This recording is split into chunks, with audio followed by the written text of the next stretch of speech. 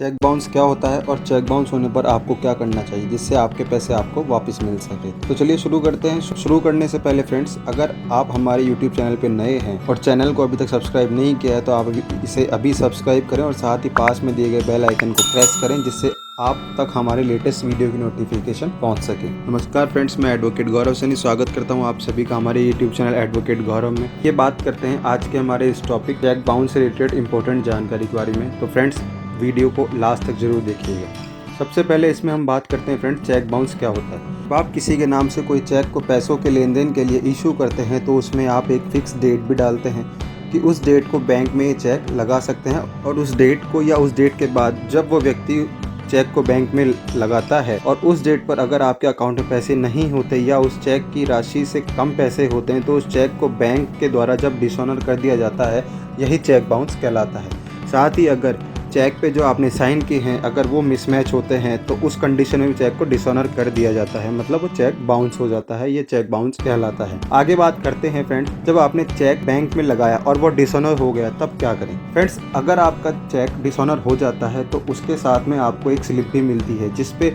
Cheque bounce का reason लिखा होता है कि ये चेक बाउंस क्यों हुआ है। आगे बात करते हैं चेक बाउंस होने के बाद में क्या करें। चेक बाउंस होने के बाद 30 दिन मतलब 1 महीने के अंदर आपको चेक देने वाले को एक वकील द्वारा लीगल नोटिस भेजना होता है। चेक चाहे पर्सन ने आपको दिया हो या किसी कंपनी का हो या किसी फर्म का हो, इट डजेंट मैटर फ्रेंड्स, मतलब इससे कोई फर्क नहीं पड़ता। जब आपका चेक बाउंस हो जाए तो आप जिसने आपको चेक दिया है उसे आप एक लीगल किसी वकील के द्वारा आपको एक लीगल नोटिस भेजना होता है। आप उसको एक लीगल नोटिस भेज सकते हैं। उस लीगल नोटिस में लिखा हुआ होता है कि आप को जो चेक मिला था वो चेक बाउंस हो चुका है और उसका रीज़न भी उसमें मेंशन होता है। इसलिए आप इस चेक को मिलने के बाद 15 दिन के अंदर पूरा पेमेंट कर दीजिए। लीगल नोटिस भेजने के बाद आपको 15 दिन तक वेट करना होता है और अगर 15 दिन बाद भी आपको आपका पेमेंट नहीं मिलता है तब आपके पास में केस फाइल करने का ऑप्शन होता है। तब आप नेगोशिएबल इंस्ट्रूमेंट एक्ट 1881 जिसे NI एक्ट शॉर्ट फॉर्म में कहा जाता है, हिंदी में अगर हम बात करें तो मैं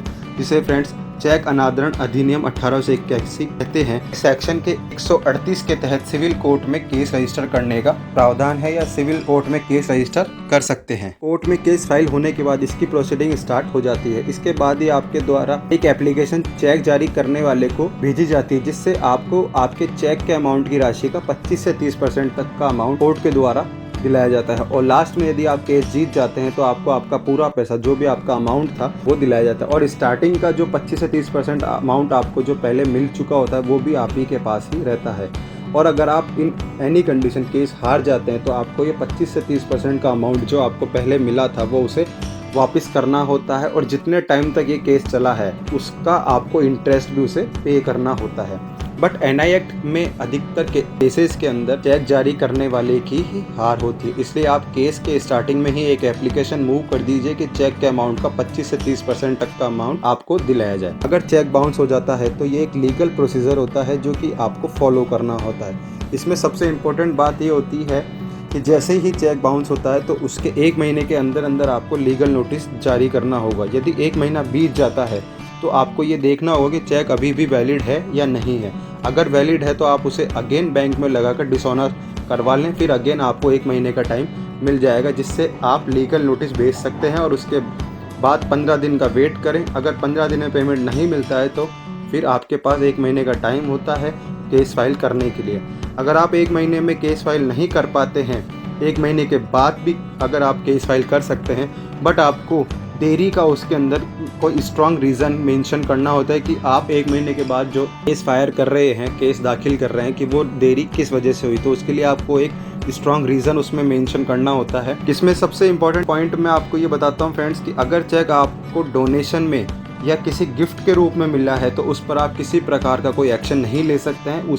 ऐसे चेक के ऊपर आप किसी प्रकार से कोई केस फाइल नहीं कर सकते हैं। अगर आपको लगता है कि चेक जारी करने वाले ने फ्रॉड करने के लिए जानबूझकर ऐसा चेक दिया है कि वो बाउंस हो जाए, मतलब या तो उस पर गलत साइन कर दिए गए या उसे पता था कि बैंक में अमाउंट ही नहीं है उसके बावजूद भी चेक जारी किया गया, तो ऐसी कंडीशन में आप IPC के सेक्शन 420 के तहत धोखाधड़ी का केस भी उस व्यक्ति पर चला सकते हैं जिसमें उसको 7 साल तक की सज़ा हो सकती है। वहीं NI एक्ट के सेक्शन 138 के तहत उसको 2 साल तक की सज़ा हो सकती है और जितने का वो चेक है उससे डबल अमाउंट तक का उसको आपको पे करना पड़ सकता है।